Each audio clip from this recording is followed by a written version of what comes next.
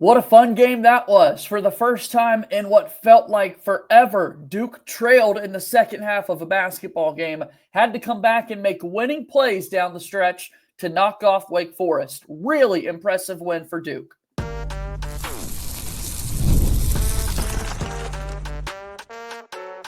You are Locked On Blue Devils, your daily podcast on the Duke Blue Devils. Part of the Locked On Podcast Network, your team every day.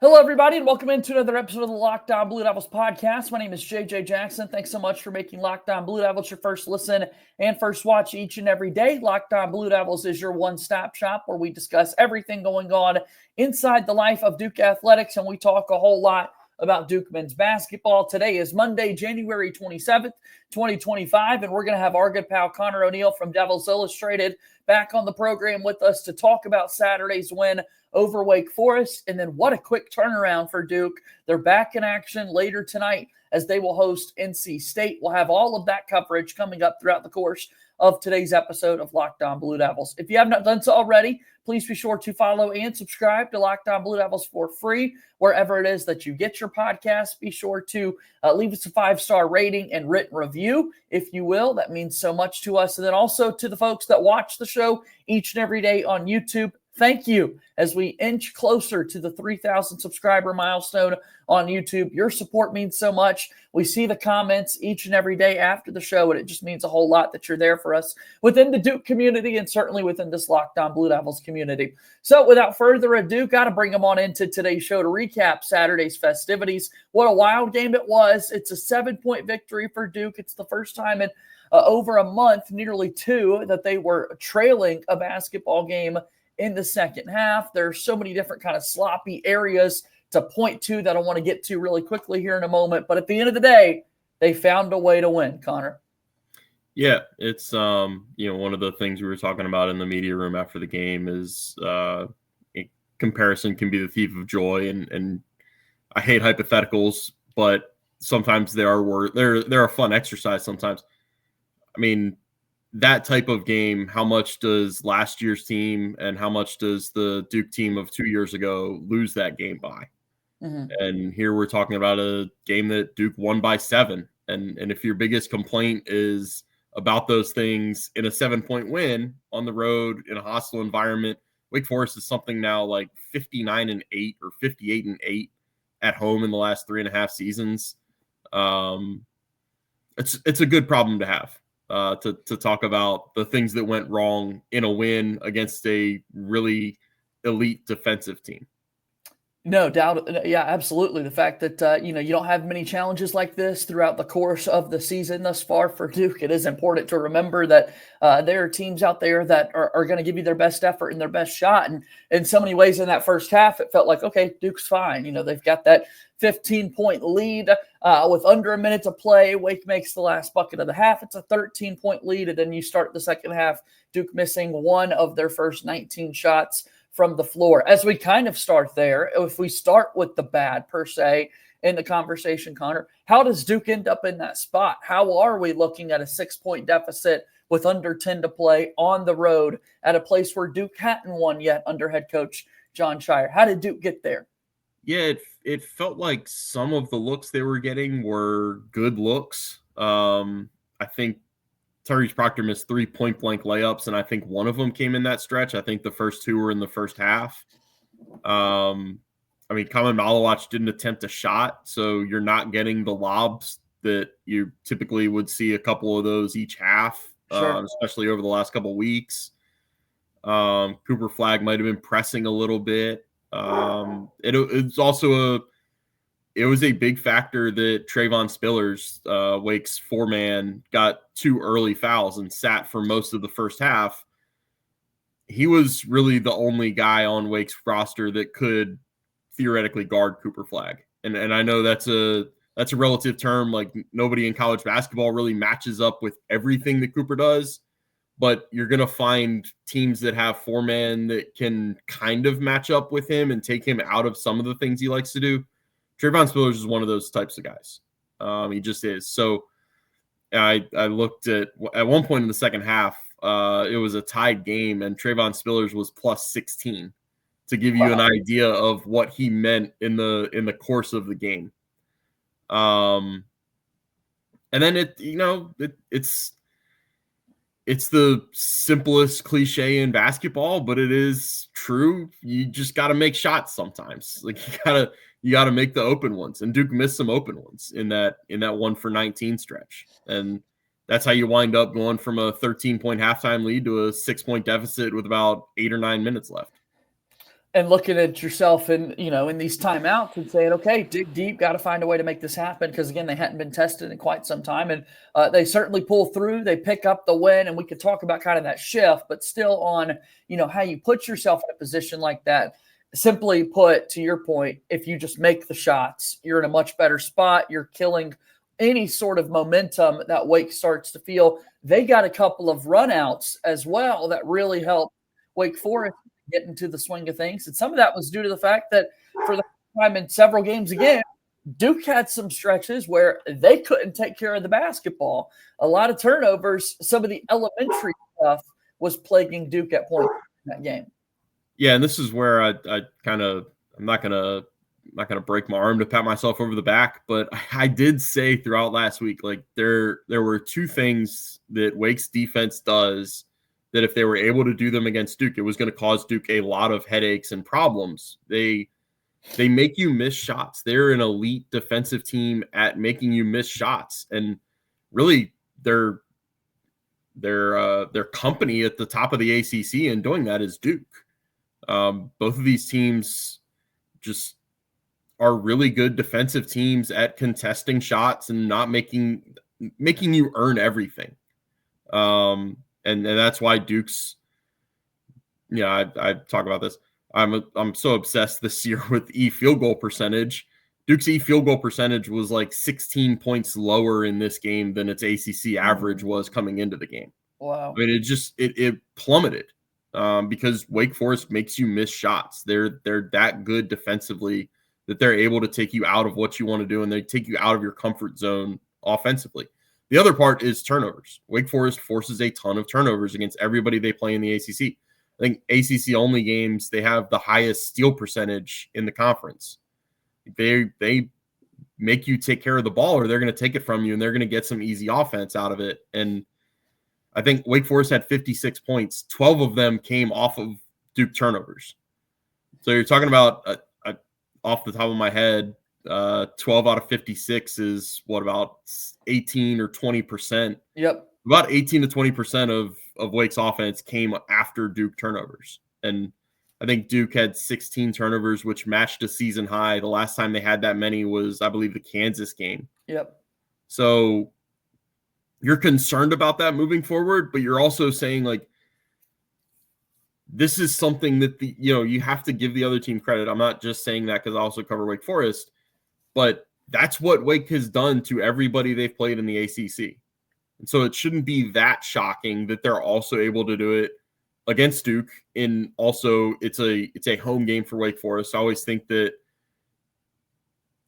the games are typically going to represent the way that the home team wants to play more than the visitor wants to play. That isn't always the case. I mean, Duke went down to SMU and played the game that they wanted to play, for an example. But typically it's going to show up there, and Wake played the type of game that they needed to play to win the game. Yeah, credit to Wake Forest for giving Duke their best test in quite some time. You mentioned those 16 turnovers. First time all season long, Duke has a negative assist to turnover ratio. Yeah. I find that very interesting. Where you mentioned that Kansas game, Duke had the 16 turnovers, but they had 17 assists. It was 14 assists for Duke on offense, 16 turnovers in a game like that. So, again, Wake did all they could to give Duke their first loss in quite some time, and their first loss in ACC play. But it was not the case. It did not play out that way. Duke found a way to win. How specifically were they able to do that? Well, they've got this guy named Cooper Flagg. They've got a player like Mason Gillis, who is making big-time plays for Duke down the stretch, and some curveballs in their defense, according to the head coach, Jon Scheyer. We'll talk about that and so much more after we take this first break here on today's show. Locked On Blue Devils here today is brought to you by TurboTax. This message is from our sponsor, Intuit TurboTax. Taxes are waiting and wondering and worrying if you were going to get any money back, and then waiting, wondering, and worrying some more. Now, Taxes is matching with TurboTax Expert, who could do your taxes as soon as today. An expert who gives your taxes their undivided attention as they work on your return. Wow, you get real-time updates on their progress so you could focus on your day. An expert who will find you every deduction possible and file every form for you, every investment, everything with 100% accuracy. And so while you can get the money back, guaranteed. No waiting, no wondering, no worries. Now this is Taxes. Get an expert now on TurboTax.com. Only available with TurboTax Live full service. Real-time updates only on iOS mobile app. See guaranteed details at TurboTax.com/guaranteed. TurboTax is a proud sponsor of Locked On Blue Devils. Conor O'Neill from Devils Illustrated is here with us. We're talking about the Duke win over Wake Forest, 63-56. Season low in scoring for Duke, but hey, they win the basketball game. How do they find themselves in the win column after this one, Conor, when they're staring at that 6-point deficit, when there's a stretch where they're only 1 of 19 from the floor to open up play in the second half? What was the big difference? How'd it get done? It's a curveball, right? The hilarious part to me is that Jon Scheyer's talked about having a fastball and a splinker defensively with Kamen Malawach and Malik Brown. Interesting. Now he's calling the 2-3 zone a curveball. Really, like, obviously Duke had to make shots. I part of me just thinks that when you're 1 for 19, you're eventually going to hit some shots, and the law of averages will kick in. Yeah. I mean, not to take anything away from Cooper Flagg, but he's just such a damn good basketball player that he's eventually going to hit some shots. And then they needed another guy to step up, and that was Mason Gillis, who is, you know, you think back to all the big games that Purdue has played in the last couple of years. He's certainly, I would say, other than Tyrese Proctor, is probably the most well-versed person Duke has in terms of going on the road and playing a hostile environment where 10,000 plus people want to see you fail and being able to rise above that. And that's what Mason brings to the table. That's why they went out and got him from Purdue when he was in the portal. And it's what's made him a good fit for what Duke needed. But to get back to the curveball, I mean, I think Brendan Marks pulled up synergy during the game and said that Duke had played 5 possessions of zone defense all season. Jon Scheyer in the postgame said they'd played 1 possession of it.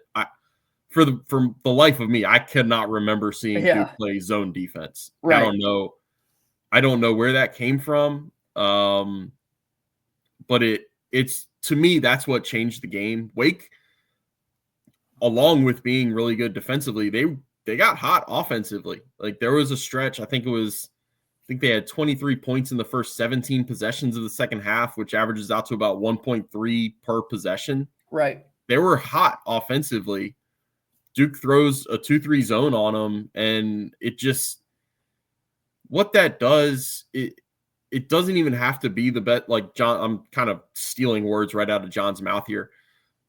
Your zone doesn't have to be the greatest zone in the world. Sometimes all you need the zone to do is give the opponent a different look and make them stand still, as opposed to being able to run off cuts and curls and do everything that you're able to do offensively when you're in a rhythm.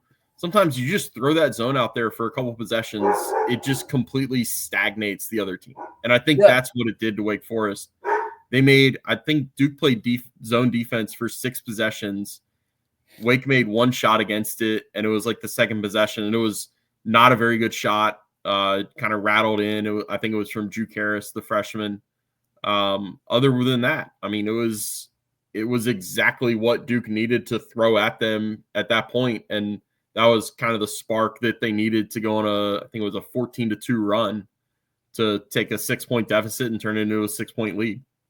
Big time plays made down the stretch by Duke, and to Scheyer's credit, you know, we talk about the curveball that's out there. I feel like that analogy suits him well. You know, I'm not saying this guy's going to go to Chris Pollard, Duke's baseball coach, and ask to be the pitching coach, as you wrote in your story a little bit earlier today. But it feels like, that was the right call to just kind of throw the rhythm off, let the team get some other looks and that sort of thing. And then it helps to have Cooper Flagg take over. And Duke really needed that. And it came to a point where, you're staring at the under 8 media timeout in the second half, and Duke only has 6 points so far, which just doesn't even feel possible. Like, that shouldn't be words that fit together in a sentence. And there we were. And then Duke finds themselves the way they've played all season long and ramped it up for those last 8 minutes and took the life out of Wake Forest and stole the win there on the road. Yeah, I know, I get it that the perception of the ACC makes certain Duke fans think that they should win every game by 20, and they shouldn't be comfortable with anything less than that. But so, man, there's value in playing games like this. There's value in having to grit out a road win when your offense is lacking. I mean, for lack of a better term, that's just what it was. And so that's where was my question to Jon, like, how much value is there in being able to win a game like this? And he said there's a ton, because you're going to have to win a game like that in the NCAA tournament. You're going to have to probably in Charlotte, you might have a game like that. I mean, it's just going to happen. I mean, think back to 2 years ago. What was the final score of the ACC championship game? Like 50-40? Right. Yeah. I mean, you're going to have to win games when you aren't making, 14 of 29 3-pointers, or you're not outscoring the other team like 42-20 in points in the paint. You're not turning them over at half court a half dozen times and getting a bunch of run out dunks and layups. And that's going to be nice when it happens. And you certainly don't take those things for granted, but you also have to be able to win different ways. And this was exhibit A as far as like the last month or month and a half goes, with Duke winning in a different way, because they've been so hot offensively for such a long period of time that you appreciate the fact that you're going to, pour in a bunch of 3-pointers. The ball is going to move so much that you're always going to find the open shooter. That's not always going to be the case. Like, that's not going to be the case for the last 25 games of the season. It's just not. So to be able to play a game like this and win a game like this on the road, that's a big step forward. It doesn't feel like it, because it's just one of 13 wins in a row, and it's just one of 9 ACC wins at this point. But that was a big step forward for this team.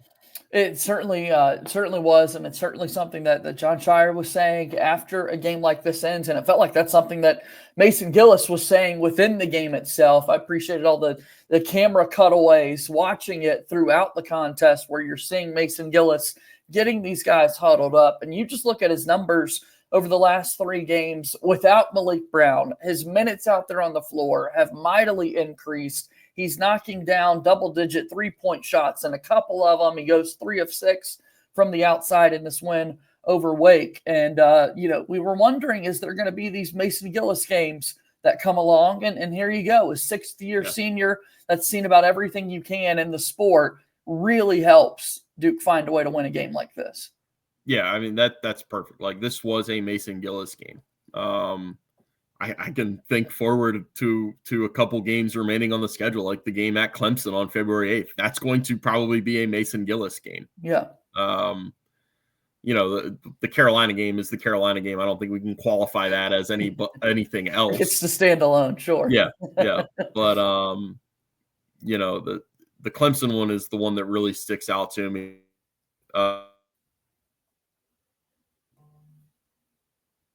Virginia in one of the that they're in the middle of. That's going to be a tough one on the road. There are going to be more Mason Gillis games and more Mason Gillis moments this season. I can't wait to see them come together and see how Duke is able to stack wins like this, see if they can carry out this win streak, because we've got more games coming up against Tobacco Road teams starting tonight at home, as the Blue Devils will take on NC State. And then the big one coming up on Saturday when Duke takes on North Carolina. We'll preview the NC State game after this final timeout here on today's show. FanDuel is a proud presenting sponsor of Locked On Blue Devils. Super Bowl 59 is here. 1 game, 2 teams, endless possibilities, and there's no better way to make every play more exciting than with the FanDuel Sportsbook. Whether it's predicting the first touchdown score, calling the MVP, or even betting on the coin toss, FanDuel makes it so easy to get in on the action. With live betting all game long, you can adjust your bets as the game unfolds and feel the thrill from kickoff to the final whistle. The live betting feature lets you stay involved no matter what happens on the field, and the app is super easy to navigate. Plus, knowing that you could place a $5 bet and potentially win $200 in bonus bets for the Super Bowl, that's the icing on the cake. Download the app or head to FanDuel.com to get started. Bet just $5, and if you win, you'll score $200 in bonus bets. That's FanDuel.com. Bet with FanDuel, an official partner of Super Bowl 59, and FanDuel is a proud sponsor of Locked On Blue Devils. Okay, we keep going forward. Duke takes on NC State a little bit later tonight from inside Cameron Indoor Stadium. Speaking of our friends over at FanDuel, the Blue Devils are favored to win this one by 21.5 points. If you look at the ESPN analytics and their basketball power index, they're giving them a chance of a 96.4% chance to win the game. KenPom has this as a 20-point margin game for the Blue Devils. What can be some things that we look out for in a game like this, Connor? The first thing I want to see is, do we see any more of the zone? I don't think that'll be the case, but it's just the first thing that springs to mind because it was so fresh and it was played off the last game. Yeah, it played such a decisive role. I don't think it's worth seeing if Malik Brown has any activity, like he was in sweats for Saturday's game. I can't imagine he'd all of a sudden be ready to go or even on the court doing warm-ups for this one. I want to see a bounce back from Kaman Malawach. He, for the first time this season, not only did he not score, he didn't even have a field goal attempt against Wake Forest. Super strange. Yeah. Efton Reed is a good defensive center, like not to take anything away from him, but I thought he would have more of an impact on the game. Pat Gongba played a great game. I thought it was Pat's best game of the season, and that's probably why he was playing down the stretch instead of Kaman until he fouled out. So I'm looking for a bounce back from Kaman. I got no reason to think it's not coming because I just, like, all due respect to NC State's guys, I don't get the sense that Ben Middlebrooks and Brandon Huntley Hatfield can hang with Kaman in the athleticism department. And then you just want to see, like, the general overall takeaway will be, what does Duke's offense look like after such a rough outing on Saturday? NC State is not the same defensive team that Wake Forest is. I don't know that I need to point that out, but it probably should be pointed out anyway. The one thing they do is they also force turnovers. I think Wake's defensive turnover rate is 20-something%. NC State is right there at like 18% in ACC games. So they make you take care of it too. Like they will stress you in that department. Yeah.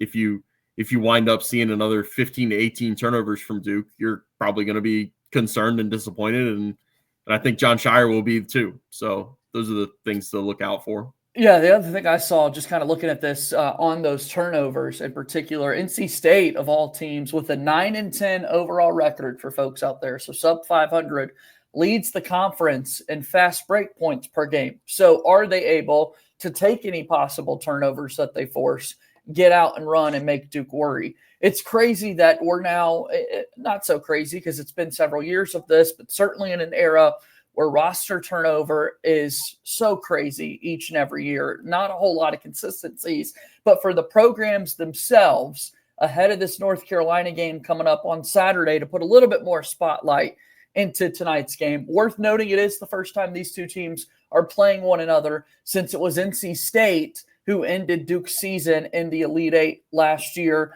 They knocked off Duke in the ACC tournament as well. So that certainly is not the best of tastes for Duke fans out there. For someone like Tyrese Proctor and Caleb Foster, I'd even say Jon Scheyer and his coaching staff. But again, then beyond that, it's a new team that's going to take on NC State. And so many of those key players from the Wolfpack side of things also aren't going to be walking out the door to play this game for NC State. But yeah, an ACC matchup in the Elite Eight to decide who goes to the Final Four. We don't see that every single year.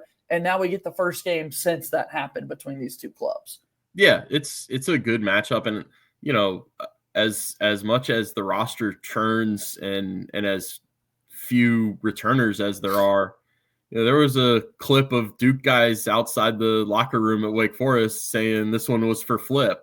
So right, it's really like there's some things that aren't lost on these guys. Sure. I can't remember. Was it Neil Begovic maybe Yes, that said it? It was, yeah. So certainly, like the guys over on the end of the bench, they don't forget those types of things. And, you know, again, like Cooper Flagg knows he's coming to Duke next season. He's watching the Elite Eight game. Right. That was one of the conversations I can remember in Jon's first season. We're talking to all the freshmen that were new, but, you know, they'd all watched the New Orleans Final Four game. They'd all like, it's not like that game happened and they were neutral observers of it. Yeah. Or they show up and they're told about the history after the fact, as if they didn't get to be a part of the rest of the country watching it. Yeah. They need those history courses for like what Duke looked like in the 90s and the 2000s before they were born, but they're well versed in the recent history. Not when they're seniors in high school, for sure. For sure. Well, Conor, I think it's going to be a whole lot of fun to watch this game play out. Really enjoyed the preview that you've got up over at Devils Illustrated, talking about some of the matchups. We're seeing Dontrez Styles, as you pointed out, for the first time for NC State, going up against Duke, formerly of Georgetown and formerly of the North Carolina Tar Heels. Tell us about those things and what else we can find at your website as we end today's conversation. How can people support you? Yeah, there's a preview up over at Devils Illustrated, which is duke.rivals.com. The preview is actually free. So if you just want to pop over and check it out, you can read the whole thing. And if you like it and think that it prepares you well for the game, and if I get some things right, then subscribe and you can read all of those, not just the ones that I unlock. Love it. And then, you know, coming up, it's obviously a huge week moving forward after this one. I'll have plenty of coverage up all week about the Duke Carolina game coming up at the end. Really appreciate you stopping by, Conor. This was a whole lot of fun. We'll do it again soon, okay? Sounds good. Thanks, JJ. All right, that's Conor O'Neill joining us here on today's episode of Locked On Blue Devils. Always appreciate his time and insight. What a game it was for Duke to knock off Wake Forest and get back into the win column. Thanks again for watching the January 27th episode of Locked On Blue Devils here today. Before we go, I do want to give a special happy birthday shout out to my brother Elijah. Love you, bro. Thank you for everything you do in my life. Let's see Duke take on NC State tonight and see if the Blue Devils can get back in the win column once again. That'll do it for today's show. As always, go Duke. I'll talk to you tomorrow. My name is JJ Jackson. Thank you and good day.